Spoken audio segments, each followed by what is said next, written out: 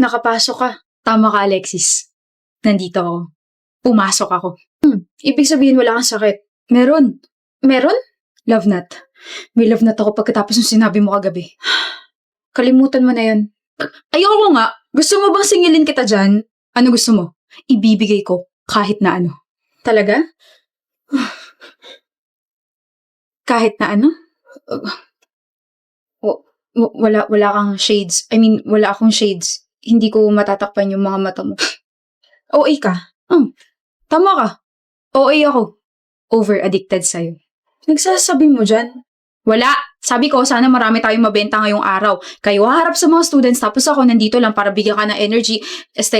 Kulitin ka. Okay? Sige. Good luck. Uuwi ka na ba, Alexis? Oo. Umuulan. May payong ako. Ako rin. Ito. Pre! Napakaswerte mo ngayong araw. Makakatanggap ka ng libreng payong na napanalunan ko sa giveaway. May basbas yan ng governor natin. Congrats! Sige na, umalis ka na. Shucks, Alexis. Pwede ba makasabay sa'yo? Wala akong payong eh. Meron kang payong pero binigay mo sa iba para lang makasabay ako. Maparaan ka ba, Talyer? Halata ba? Halata. Pero ang tanong, same ba tayo? Ng ano? Ng payong? Uy, hindi ah. Yung pinamigay ko, black. Yung payong mo, pink. Sa ugali mong yan, hindi ko akalaing slow ka. Tara na nga. So, wait lang. Hahatid kita, tapos hahatid ako ng payong mo? Akin na lang kaya yung payong mo para lagi kitang kasama. Gusto mo bang masarmonan ako ng nanay ko? Dadaan muna tayo sa inyo. Meet the parents yarn. Meet may kamao. Gusto mo? Tara na. 8 p.m. na? Ganun katagal yung meeting namin. Aray. Sigmura ako. Nalipasan yata ako ng gutom. Talyer? Tapos na? Yung meeting nyo. Paano mo nalaman? In-excuse ka, diba? After kasi nung class natin, dumiretso ako dito, tapos, hinintay mo ba ako? Teka, bakit nakahawak ka sa tiyan mo? Masakit ba yung sikmura mo? Hindi ka pa ba kumakain, Alexis? Di ba may ulcer ka? Paano mo nalaman may ulcer ako? Importante pa ba yun? Paano mo nalamang may allergy ako sa seafood? Paano mo nalamang may ulcer ako? Paano mo nalamang sakitin ako na kahit maambunan lang ako isisipunin tsaka sisinatin ako? Paano mo nalaman itong mga to? Ganun naman talaga, di ba? Kahit maliit na bagay pa yan, kailangan mag-pay attention sa taong gusto mo. Hindi ka makatingin sa akin. Sinong hindi mahihiya tinitignan mo ko? Tinitignan ako ng taong gusto ko. Hirap kaya umamin. Nahihiya ako, tapos parang gumagana yung tiyan ko, pati yung puso ko. Nakakainis. Bakit ako? Kaya kitang tignan kahit gusto kita. Ikaw yan eh! Ano? Gulat ka, no? All this time, akala ko one-sided lang tong feelings ko. Kaya nga tinanong kita kung same ba tayo. Ang ibig ko sabihin nun, halatang pinupormahan mo ko, pero ang tanong, same ba tayo na nararamdaman? Kaya kahit umamin ka pinupormahan mo ko, inisip ko na, alam mo yun, baka nadala ka lang dun sa sinabi ko nung una nating sabay pa uwi. Tapos syempre ako naman nagulat kasi kinabukasan you became this clingy Talyer. Na-excite kasi ako. Na baka may pag-asa ko ipupush ko na tong chance na to. Binigyan mo ba naman ako ng ganun linya? Kikiligin talaga ako tapos malalaman ko na gusto mo rin pala ako. Naalala mo yung sinabi ko na favorite blockmate ko? Ikaw yun. Kasi? Malamang kasi gusto ka ta, Alexis. Ano ka ba naman? Umamin lang tayong dalawa, naging uncommon na yung sense mo. Alam nga naman favorite ko yung seatmate ko tapos ikaw gusto ka ta. Red flag kaya yan, cheating na agad tawag dun. Bakit nakangiti ka? Hindi ka ba napipikon? Ganyan ka lang ah. Anong ganyan? Huwag akong gagalaw? Paano tayo kakain? I mean, ganyan ka lang. Ganyan. Huwag kang magbabago. Kinikilig kasi ako kapag nagbabardagulan tayo eh. Kinikilig ka pala kapag nagbabardagulan tayo. Ako, kinikilig ako kapag napapangiti kita. Kaya itong binili kong food para sa'yo, akin na to. Bahala ka dyan. Talyer! Akala ko ba gusto mo yung nagbabardagulan tayo? Hindi ba ganito? Yes, ma'am. Kakain na tayo tapos hahatid kita ha. Hahatid kita. Oo na. Lahat na ng ulo ko. Overtime 3 na? Kailangan eh, ang dami pang kailangan tapusin. Uwi ka na ba, G? Kailangan eh, may mga nag-aantay pa sa akin mga puso sa bahay. Sige, ingat ka ha. Ikaw ang mag-ingat. Huwag ka masyadong papagabi at alam mo naman ngayon. Opo. Una na ako sis ha. Chat mo na lang ako kapag nakauwi ka na. Bye-bye. Okay. G? G? Umuwi ka na ba talaga? Baka pinaprank mo na naman ako ha. Psst. G naman eh.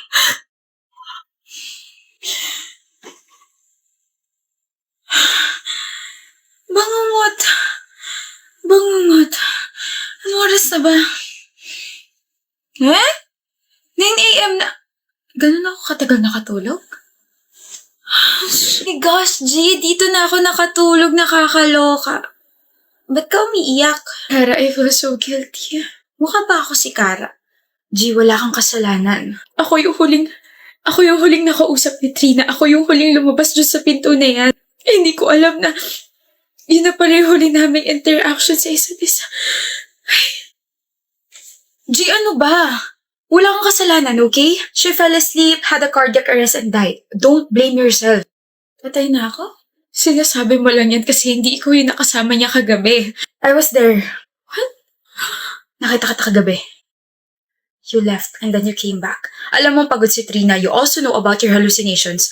At alam mo makakatulog siya sa sobrang stress. You waited for that moment. Tapos lumapit ka sa kanya and then you choked her. Hindi yan totoo. Cardiac arrest ang sinabi nila because your father saved your ass. Hindi na pina-autopsy yung katawan ni Trina dahil binayaran ng tatay mo yung pamilya niya, di ba? Hindi. Don't be too tense, G. You don't have to worry about my mouth. I won't say anything. I also hate that woman. You did a great job. Ngayong wala na siya, aangat na yung pwesto natin. Wala na yung sip-sip na Trina. Wala na yung bida-bidang Trina. Hindi ko siya pinatay, Kara. Hindi naman eh. Hindi naman kasi talaga. Hindi nga. I know. But you have to convince yourself that you killed her. You have to take my place, G. Yes, I killed Trina because she was annoying as hell. Pero G, kailangan mong akuin yung ginawa kong kasalanan. Wala ka naman choice, di ba? Besides, your father is already working for my family. So kahit ano sabihin ko, susundin niya. Mas mataas ang status ng pamilya ko kaysa sa inyong mga hampas lupa. I am that powerful. I love being rich. You're a psychopath. Alam mo ba kung bakit ikaw yung napili ko? Because I need a pet. Well, I tried to pet Trina, but she refused. So tingnan mo yung nangyari sa kanya. She died. No, umiiyak si G.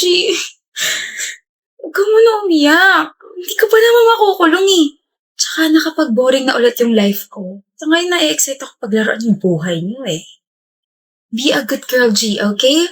So you and your family can still live for like what? 5 years? G, wag! Wala na ako paalam kung makukulong ako pero uunahan na kitang patayin, Kara. Hayop ka. Hayop ka! Gising ka na, G. Tatawag lang ako ng doktor. Ate, nanaginip ako. I had a bad dream.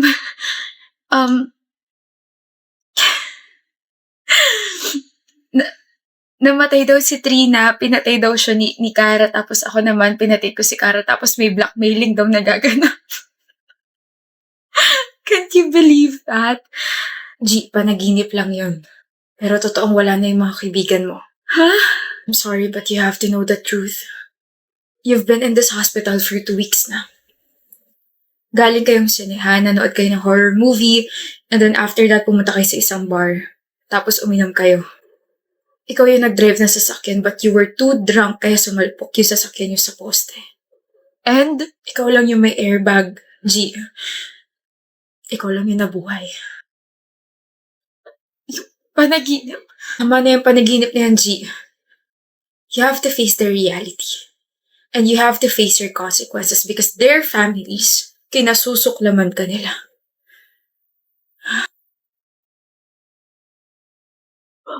Martin, okay naman tayo, di ba? We're not okay. Okay tayo. Pwede ba maging honest ka sa akin? Sorry, Dahlia. Medyo nag-overthink lang kasi ako.